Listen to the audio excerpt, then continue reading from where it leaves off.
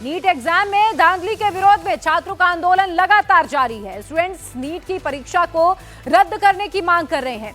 Supreme court भी कह चुका है कि इस मामले में अगर 0.01% किसी भी तरीके की खामी अगर रही तो इसे बर्दाश्त नहीं किया जाएगा।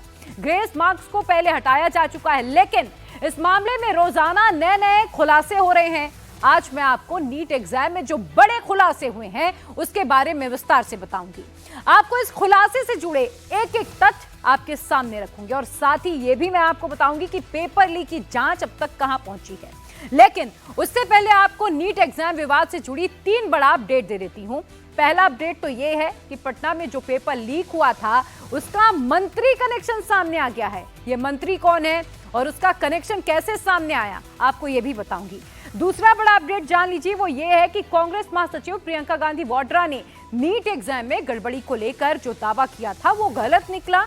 और तीसरा अपडेट ये है कि बिहार पुलिस की ईओयू ने पटना पेपर लीक की जांच अब तेज कर दी है। आज आपको इन तीनों अपडेट के बारे में डिटेल से बताऊंगी, लेकिन उससे पहले बात करती हूं पेपर लीक के मंत्री कनेक्शन की। 5 मई को नीट का एग्जाम हुआ और पटना में पेपर लीक हुआ था। इस मामले में अब तक का सबसे बड़ा खुलासा करने जा रही हूं। इस मामले में एक मंत्री का नाम सामने आया है, बिहार के डिप्टी सीएम। ठीक सुना आपने, बिहार के एक पूर्व डिप्टी सीएम तक का नाम ले रहे हैं। आइए अब मैं आपको बताती हूं कि यह बड़ा खुलासा क्या है और क्या है मंत्री का कनेक्शन। दरअसल 5 मई को नीट का एग्जाम था और 4 मई को ही पेपर लीक हो गया। 4 मई को पटना के एनएचएआई के गेस्ट हाउस में छात्रों को रुकवाया गया था। इसका सबूत भी सामने आया जिसमें मंत्री जी लिखा गया है।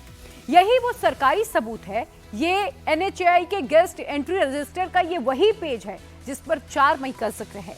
इसमें चेक इन के आगे N10 लिखा हुआ है और ब्रैकेट में लिखा हुआ है 12:40, जिसका मतलब ये है कि N10 यानी कि N10 रूम नंबर है और चेक इन का समय है 12:40। गेस्ट के एंट्री रजिस्टर में आगे छात्र अनुराग यादव का नाम लिखा है और नाम के आगे ब्रैकेट में मंत्री जी लिखा हुआ है। अनुराग यादव के नाम के नीचे अंग्रेजी में लेटर नंबर 440 लिखा हुआ है। यही वो पेपर है जो इस वक्त मैं आपको दिखा रही हूं। अब आप सोच रहे होंगे कि अनुराग यादव कौन है जिसके नाम के आगे मंत्री जी लिखा हुआ है और लेटर नंबर 440 मेंशन हुआ है।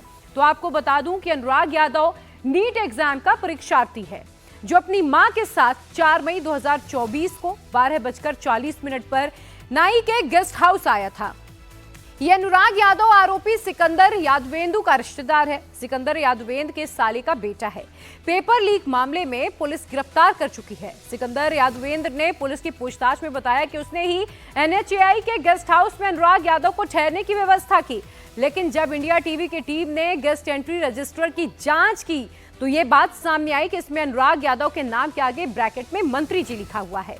लेटर नंबर 440 का जिक्र है, जिसका मतलब ये समझ में आ रहा है कि किसी मंत्री के कहने पर ही सिकंदर यादवेंद्र ने एनएचएआई के गेस्ट हाउस में नीट के परीक्षार्थी को ठहराया था और बाद में उसे प्रश्न पत्र और आंसर जो शीट आती है उसे भी उपलब्ध कराया गया था। एनएचएआई यानी कि national highway authority of India, जो केंद्र सरकार के अधीन आता है। नाई का काम देश भर में हाईवे बनाने का होता है। उस नाई के गेस्ट हाउस में एक मंत्री के लेटर पर छात्रों को ठहराने की व्यवस्था कर दी गई। यह गेस्ट हाउस पटना एयरपोर्ट के पास है। एनएचएआई गेस्ट हाउस में छात्रों के ठहरने की व्यवस्था सिकंदर ने कराई थी। इस मामले में पुलिस ने छात्र अनुराग को भी अरेस्ट किया है, जो इसी गेस्ट हाउस में अपनी मां और कुछ अन्य अभ्यर्थियों के साथ ठहरा हुआ था। नीट पेपर लीक मामले की जांच के दौरान एक बात ये सामने आई कि इस मामले में आरोपी सिकंदर यादवेंदु ने अपने एक रिश्तेदार को पटना एयरपोर्ट के पास एनएचएआई के गेस्ट हाउस में ठहराया। पटना एयरपोर्ट के पास यही वो गेस्ट हाउस है और इसमें N10 कमरे में सिकंदर यादवेंदु ने अपने साले के बेटे अनुराग यादव जो परीक्षार्थी था और उसकी मां रीना कुमारी को ठहराने की व्यवस्था की। सिकंदर यादवेंदु से जब पुलिस ने पूछताछ की तो उस पूछताछ में उसने इस बात को खुद कबूल किया है और अपने कबूलनामे में सिकंदर यादव ने ये बात कही है कि उसी ने अपने साले के बेटे को ठहराने का इंतज़ाम किया एनएचएआई में। ये एनएचएआई का गेस्ट हाउस है, ये N10 कमरा जिसमें अनुराग यादव और उसकी मां ठहरे थे। क्या इसकी मतलब रेंट क्या है, इसका टैरिफ क्या है? टैरिफ तो सर विभाग ही तय करता है, टैरिफ हम नहीं तय करते इसको, हमको सिर्फ बुकिंग के लिए लेटर आता है जी। तो उनको लेटर कहाँ से आया? क्या वो खुद से उन्होंने बुक किया सिकंदर यादवेंदु ने, या किसी का लेटर भी था? अब सर इतनी तो जानकारी नहीं है, मुझे याद नहीं है अभी फिलहाल उसका कि बुकिंग खुद से, लेकिन बुकिंग आई ज़रूर थी जी। तो क्या आप लोग से भी कोई पूछताछ हो रही है इस मामले में? चूंकि सिकंदर यादवेंदु ने कबूलनामे में खुद ये बात कही है। ये क्या बात कही है? उन्होंने कहा है कि पटना एयरपोर्ट के पास NHAI के गेस्ट हाउस में हमने ही अनुराग यादव और उसकी मां को ठहराने का इंतजाम किया। सर हम उनके बारे में नहीं जानते कोई चीज़, मैंने बोला ना कि जो यहाँ था, एक बेटा थी, एक उसकी माँ थी, ये 2 लोग थे यहाँ पे रुके हुए। अब वो सिकंदर यादव थे कि कौन थे, अब मैं उनके बारे में बता नहीं सकता आपको। तो पुलिस कोई जानकारी लेने की कोशिश कर रही है? रजिस्टर पुलिस ने देखा है यहाँ पे? नहीं, पुलिस तो अभी तक नहीं आई हमारे पास कोई चीज़ जानकारी लेने के लिए। हमारे पास जो बुकिंग आएगी वो बिल्कुल यहाँ ठहर सकता है। मैंने तो आपको पहले ही कहा कि आप भी रुक सकते हो यहाँ पे। तो इसी गेस्ट हाउस में अनुराग यादव और उसकी मां ठहरी। अब चूंकि खुद सिकंदर यादव ने अपने कबूलनामे में ये बातें रखी है, और जाहिर है अब जब इस पूरे मामले की जांच पड़ताल हो रही है तो इसमें इस पहलू की भी जांच होगी। तो NHAI के गेस्ट हाउस में रुकने के नियम क्या हैं? 4 मई को यहां और कौन कौन रुका था? इंडिया टीवी की टीम ने यह भी जानने की कोशिश की है, तो ये पता चला कि यहां 1 दिन रुकने का किराया 3500 रुपए होता है। यहां कोई भी सरकारी कर्मचारी ही ठहर सकता है, इसके लिए चीफ इंजीनियर से आदेश लेना जरूरी होता है। नहीं, प्रॉपर वे में बुकिंग आई, बुकिंग के बाद वो ठहर रहे हुए थे, तब तक से आई और पकड़ के ले गई उनको। तो हमारे यहाँ तो कोई भी आ सकता है, आप भी आ सकते हैं, आइएगा बुकिंग के थ्रू तो रखा जाएगा। तो पुलिस अब जानकारी आप लोगों से मांग रही होगी, क्या जानकारी मांगी? पुलिस को जो जानकारी चाहिए वो पुलिस ले जा चुकी है। तो यहाँ क्या और भी परीक्षार्थी सब ठहरे हुए थे? नहीं, बिल्कुल नहीं, एक ही वो परीक्षार्थी था, और ठहरे रहते तो CBI या जो भी है जांच कर रही है एजेंसी, वो उनको पकड़ के ले जाती हैं। तो किसी का रेफरेंस की जरूरत भी होती है बुकिंग में, या कोई प्रक्रिया? नहीं, सरकारी आदमी कोई भी अपना बुकिंग करवा सकता है, बशर्ते कि सरकारी हो, लेटर पैड पे। तो जूनियर इंजीनियर की हैसियत से सिकंदर यादवेंदु ने ये बुकिंग कराई क्या? जी, जूनियर इंजीनियर की हैसियत से ही करे। तो बिहार पुलिस की आर्थिक अपराध शाखा पेपर लीक का एक सबूत तलाश कर रही है और अब तक 13 लोगों को गिरफ्तार भी कर चुकी है। NHAI के गेस्ट हाउस जाकर सबूत भी जुटाने की जो कोशिश है वो पुलिस की ओर से की गई, लेकिन इस मामले में सवाल ये उठ रहा है कि आखिर सॉल्वर गैंग का मददगार मंत्री कौन है? किसके कहने पर मंत्री ने लेटर लिखा था? क्या सिकंदर यादवेंद्र की पहुंच मंत्री तक है, या क्या सॉल्वर गैंग को किसी मंत्री का संरक्षण मिला हुआ है? आखिर वो सफेद पोश कौन है जिसका जिक्र अनुराग यादव के नाम के आगे ब्रैकेट में मंत्री जी के नाम से है, जिसका श्रेय आरोपी सिकंदर यादवेंद्र को मिला था और जिसने पटना में पेपर लीक की पूरी पटकथा लिखी थी? पटना में NHAI के गेस्ट हाउस में एक छात्र को रुकवाया गया था। जिस छात्र को गेस्ट हाउस में रुकवाया गया था वो आरोपी सिकंदर के साले का बेटा है। लेकिन इस मामले में एक नया मोड़ आ गया है, क्योंकि इस मामले में बिहार के डिप्टी CM विजय सिन्हा का बड़ा बयान सामने आया है। विजय सिन्हा का ये दावा आपको बता दें कि आया है कि जो लोग इसमें पकड़े गए हैं उसका संबंध प्रीतम नाम के एक शख्स से है, जो बिहार के पूर्व डिप्टी CM और RJD नेता तेजस्वी यादव से जुड़ा हुआ है। NHAI गेस्ट हाउस में जो लोग पकड़ाए हैं, कोई यदुवंशी हैं, उसका लिंक उसका संबंधी प्रीतम से है। लोग बता रहे हैं कि वो पूर्व डिप्टी CM तेजस्वी यादव से जुड़े हैं। ये पूरे मामले की जानकारी प्राप्त हम कर रहे हैं। जिनका नाम आ रहा है, जो उनके परिवार से, उनके PA से, उनसे जुड़े लोग हैं, जो चर्चा में है, तो बताना पड़ेगा कि आखिर कौन मंत्री और कौन लोग इस तरह के यूज कर रहे थे। और मैं अपने विभाग में भी सख्त चेतावनी दिया हूं और कार्रवाई भी करूंगा कि किन लोगों के इशारे पर यह बुकिंग हो रही थी। ऐसे लोगों की हम जिम्मेवारी भी तय करेंगे और कार्रवाई भी करेंगे। तो 5 मई को नीट का एग्जाम हुआ और 4 मई को ही पटना में पेपर लीक की बात सामने आ रही है, जिसकी जांच बिहार पुलिस की आर्थिक अपराध शाखा कर रही है। अब तक 13 लोगों को इस मामले में गिरफ्तार किया जा चुका है, जिसमें एक नाम सिकंदर यादवेंद्र का है। आखिर ये सिकंदर यादवेंद्र कौन है, जरा इसके बारे में भी आप विस्तार से जानिए। सिकंदर यादवेंद्र जो अभी पुलिस की गिरफ्त में है वो इस मामले का किंगपिन यानी कि सरगना है। वो बिहार के समस्तीपुर का रहने वाला है और दानापुर में जूनियर इंजीनियर के पद पर तैनात है। सिकंदर यादवेंद्र 2012 में बिहार एसएससी का एग्जाम पास कर चुका है, जिसके बाद वो जूनियर इंजीनियर बना था। लेकिन जूनियर इंजीनियर बनने से पहले वो रांची में ठेकेदारी किया करता था। उसका बेटा और बेटी दोनों एमबीबीएस की पढ़ाई कर रहे हैं, यानी कि दोनों ने नीट एग्जाम क्वालिफाई किया होगा। उसका दामाद भी एमबीबीएस करने के बाद पीजी कर रहा है। सिकंदर पहले भी जेल जा चुका है। वो एलईडी घोटाले का आरोपी है और अब पेपर लीक के मामले में भी जेल में है।